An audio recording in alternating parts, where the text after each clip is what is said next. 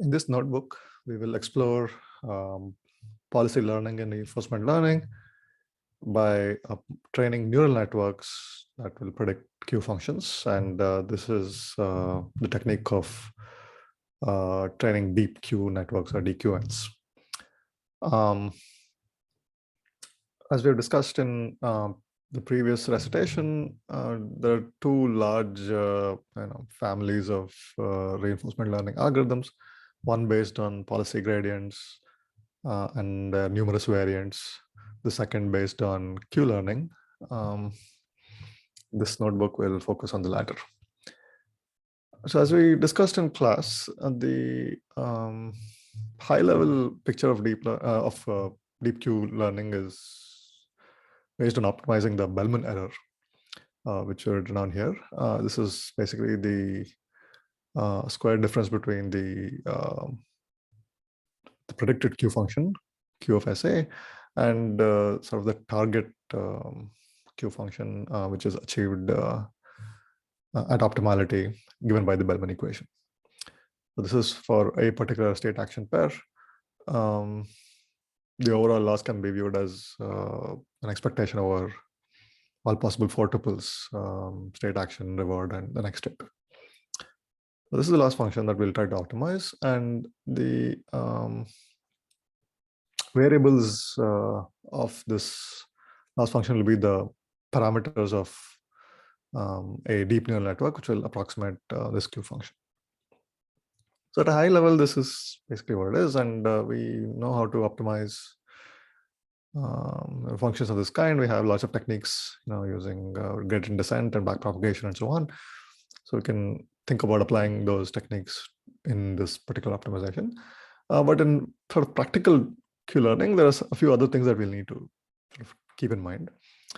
Let me list a few of those things. So first, we'll have to make the distinction between target updates and prediction updates. So if you stare at the Bellman error over here, the queue function appears in two places, right? So there's the variable q as a function of the current state and the current action, and this variable q as a function of the next state and the next action, and there's a maximization over states.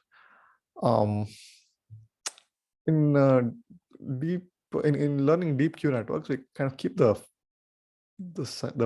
target fixed, and we only optimize over the prediction. There are multiple reasons for this, but the main reason is because if you optimize both, then there are training instabilities. So in practice, what happens is that we have two networks kind of keeping track of the same quantity. And we call it the queue network as in the target queue network. We'll see how to set these up. And we only update the target queue network occasionally. Really, in each iteration with each new sample, quadruple or SARS, we only update the prediction network. So that's one thing to keep in mind. Training these networks are fairly difficult, as we'll see, and we'll have to worry about vanishing and exploding gradients quite a bit, particularly exploding gradients. So it's common to perform some kind of gradient clipping. For example, if the gradient value is bigger than plus or minus 1, we just clip to plus or minus 1. And actually can show that that's equivalent to not optimizing the squared error loss, but some kind of mixed L1, L2 loss. It's called the smoothed L1 loss. So it looks like a quadratic around small values, and then for values away from 0, this becomes an absolute value function. So that's what we'll typically use to optimize these kinds of networks. And finally, we'll use something called experience replay. And the reason for this is also kind of subtle. So the question is, where do these four tuples come from? These SARS four tuples, right? These come from experience, right? So just as how in policy gradients we executed rollouts, similarly here, you have a particular queue function and you execute sort of the greedy policy or some other kind of policy according to that queue function and observe what happens, and those keep track of various such episodes. right? And that's what you'll use to generate samples to train this function. So that's that's the feedback loop sitting in there, right? So an efficient way of storing this set of historical data, or sort of experiences that the agent learns, will be to use some kind of memory system. In Q-learning, it's called the replay buffer. Different ways of implementing the replay buffer, and I can use either a deck or a linked list or some kind of other data structure, right? And then once you have this experience in this kind of data structure, then we can query this maybe uniformly at random to draw samples. And each sample will be used to update the parameters of the Q network. So these are some things that we probably haven't thought about before in the, say, the context of policy gradients, but in Q-learning, these will turn out to be crucial. So let's just walk through some of these. And this is, again, an excellent implementation of these kinds of concepts. This is a package called Rainbow on GitHub, which I'll encourage everybody to check out. Really, really well done implementation of Q-learning and its variants. So the first data structure we'll have to implement is the replay buffer, which is here. It's a bunch of variables, but really it's just the efficient way of storing these SARS type quadruples. I won't get into this too much. The second is the network itself. So our DQN will be kind of very small in this particular example. We'll just have, say, 2 hidden layers with relevant activations. The input will depend on how many how many variables are there in the state space, and the output will be how many actions there are. It's pretty straightforward. In more complicated applications, this will probably be bigger. Okay. So the meat of our implementation of DQNs is this DQN agent. So there's a lot. I mean, this is again a really thorough implementation. So there's a lot to go over. We try to break this down step by step. There are a bunch of different methods. Instead of going over one by one, let's just see how it works, right? So we'll examine the functioning of this DQN training procedure in the familiar cart poll environment, which we talked about previously, right? The cart poll is, if you recall, the picture is missing, but it's just a pole standing on a cart, and it's upright, right? And gravity is trying to pull the pole down. So the goal is to push the cart left or right in order to balance it, keep it balanced upright. And if the pole changes more than 15 degrees from the vertical, then or if the cart moves too much, then the game ends. Right? So that's the usual cart pole environment. So I'm going to try and train a deep Q network to control this system. So the main method that we'll use is this method called train. So let me go back to the class that we defined. So what does train do? So the high-level thing to keep in mind again is the following. So the agent executes actions, and then actions lead to changes in state and produce rewards. Okay. So at each iteration of action, this is what happens. So the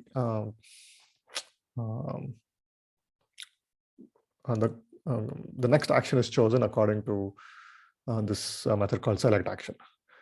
In Q-learning, it is common to use something called an epsilon greedy procedure. Right. So select action is going to be according to this epsilon greedy procedure. So what is epsilon greedy? Basically, with probability epsilon, you will choose a random action from the action space, and with probability 1 minus epsilon, you will choose an action according to the policy determined by the queue function. Epsilon is typically chosen to be 1 or something large in the beginning, and then slowly decreased. Right. So in the beginning, you'll do more exploration, pick more random actions, and as the policy gets better and better, your actions will become more and more smart. Right. So that's the first thing. So you choose an action according to epsilon greedy, and evolve the state. And as more and more such states get visited, you store all of that in memory. Right. So this method self.step does those two things. So it takes a step in the environment and records the tuple, the 4 tuple SARS. These will be used to train the model. Okay, so this keeps going, and actually no training happens in the beginning because we start with the clean slate, right? So in the beginning, we just gather data, right, according to epsilon greedy, and until the memory buffer is the replay buffer is long enough, meaning that we have gathered enough data. Right. Once that happens, then we update the model. That is called in the method self.update. What's that? Self.update is basically the update step in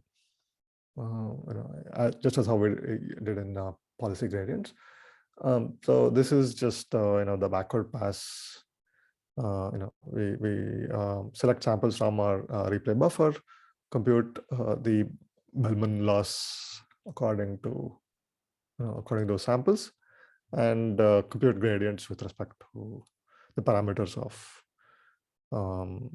the Q function of the loss. So this is familiar.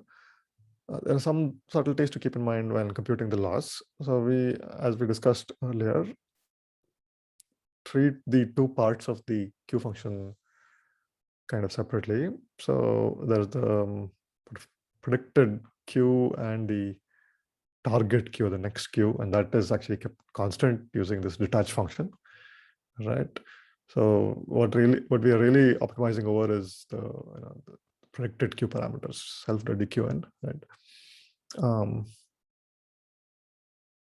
Every once in a while, we will also update the target Q parameters. That's actually implemented using a different method called target hard update. So target hard update is called not in every iteration. So update model is called in every iteration as long as there's enough samples, right? But every once in a while we update the targets as well. Notice here that there's also, as we said earlier, it is common to decay the epsilon parameter slowly, right? So we have this epsilon decay constant, which decreases epsilon until a minimum amount. So that's it. So this is basically Q learning, right? So this is the main method of Q learning, of training these DQNs. This particular class has also other auxiliary methods such as plotting. We'll plot various curves along the way. There's also testing, right? So we will eventually test. Testing is the same as training, except that we don't update anything. We just look at the Q function and use that to decide what to do next. And that's about it, right? So this is exactly how vanilla DQNs are trained. And there's numerous other variants of Q learning, which unfortunately we won't have time to get into. Cool. So let's see how this works. So we will, so in this particular example, we're going to choose a buffer size of 1000. We're going to run around 20,000 frames of this carpool environment. Batch size of 32 means that we'll pick sort of 32 4 tuples from this buffer each time we want to update parameters, and every time we update parameters or we step through we'll add more elements to our buffer, right? So this is always evolving. Epsilon decay is a small number. Target updates will update every 100 iterations. Okay, so let's see how this works. So if we start training, let's see curves in a moment, right? So let's focus maybe on the left. So the left is basically reward as a function of number of iterations. Ignore the loss for a moment, right? Loss is basically the Bellman error. We would like to have higher rewards. And the plot on the right is the epsilon. So the epsilon is already decayed quite a bit. So it levels off to at some small number for this particular case. We always want to continue to explore with some very small probability. So it's we don't really ever take the epsilon all the way down to 0. We're going back to the reward curves. As you can see, there's it starts out with low reward and jumps up to high reward, but it's a fair amount of fluctuation. This is very common. This is actually common in all of reinforcement learning, but particularly true in Q learning. Right, so things are expected to oscillate quite a bit.